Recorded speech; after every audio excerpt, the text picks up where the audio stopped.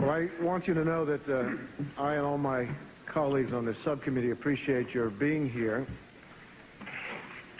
Your participation in the subcommittee's ongoing investigation into tobacco is essential.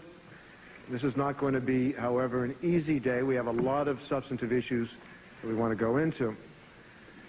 When we hear about scientific disputes, we have to listen to one expert versus another. But let me tell you, there's some things that we know about from our own personal experience. I was a smoker, and I know how addicted I was to smoking.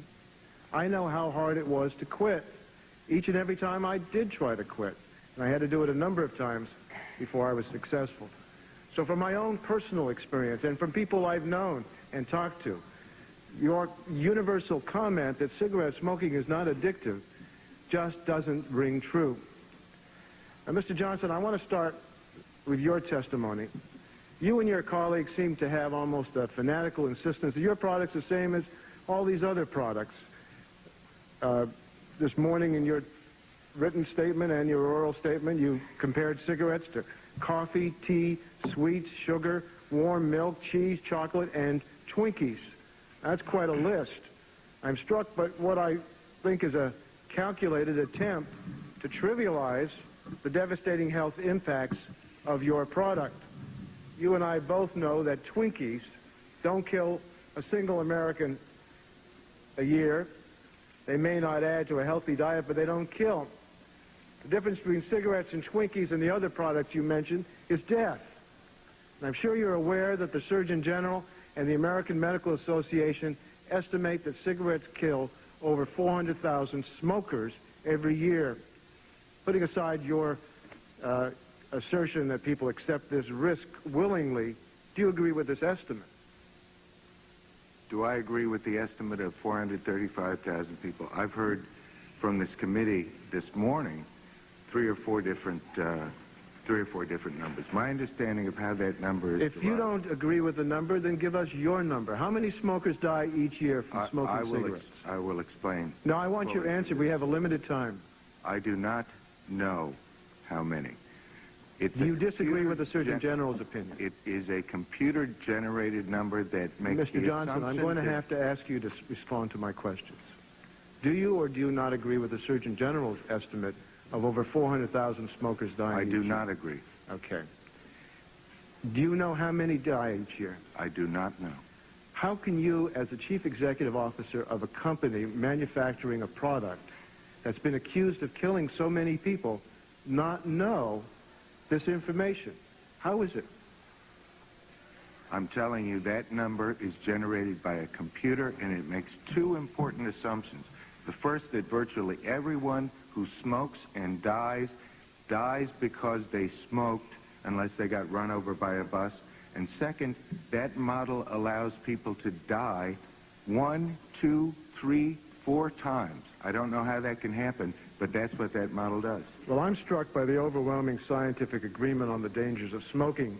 The U.S. Public Health Service, the Surgeon General, the Food and Drug Administration, the World Health Organization, the National Cancer Institute, the American Medical Association. I guess all of these groups you would call the anti-tobacco industry.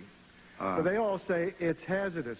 The experts also agree that smoking causes heart disease. Do you agree that smoking causes heart disease? It may. Okay. They agree that smoking causes lung cancer. Do you agree? It may. Do you know whether it does? I do not know. Why not? Because all of that is proprietary? Statistically generated data. It is epidemiological as opposed to empirical. There have been no laboratory studies which have been able to confirm any statistics. Our colleague John Bryant said in his opening statement his grandfather, who smoked all of his life, died of lung cancer. Do you think that lung cancer was caused by smoking? I don't know, Mr. Chairman. Okay. The medical experts agree that smoking causes emphysema. Do you agree? Emphysema. It may. They agree that smoking causes bladder cancer, stroke, and low birth weight. Do you agree? It may.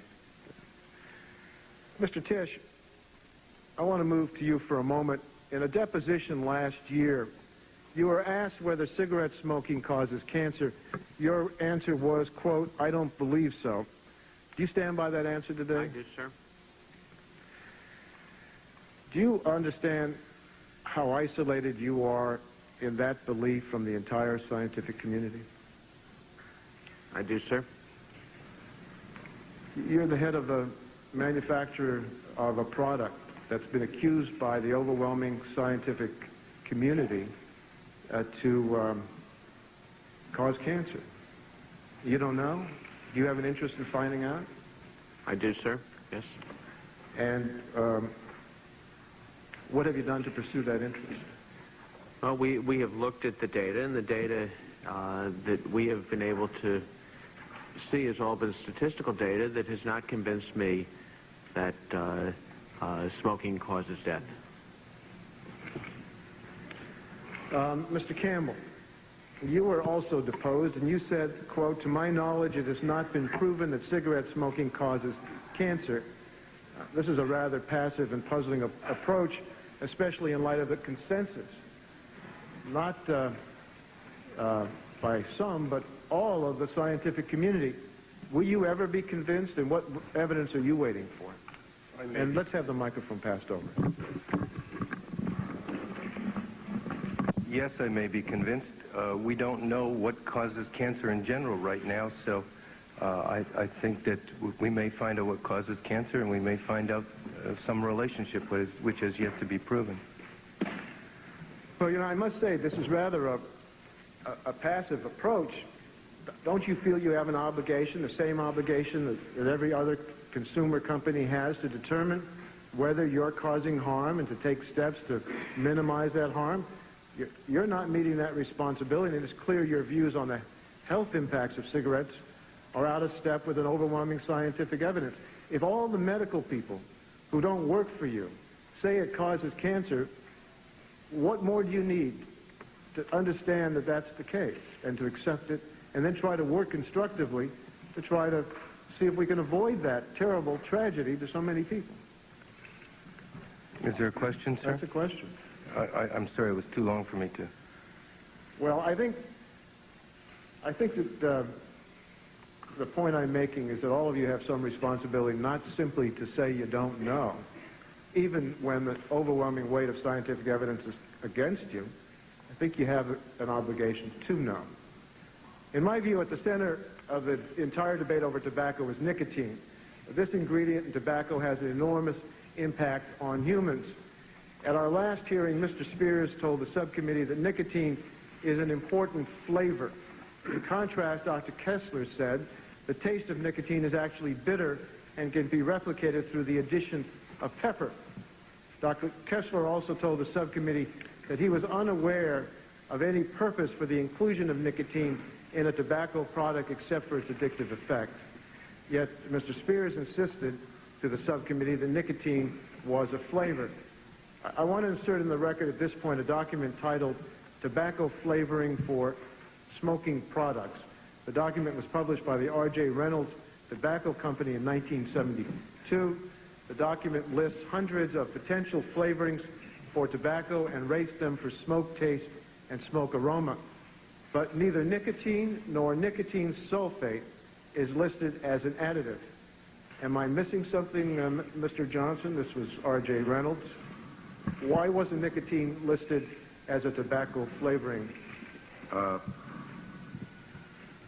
do you disagree? I would want to see the document, but I think I can give you the general answer to that.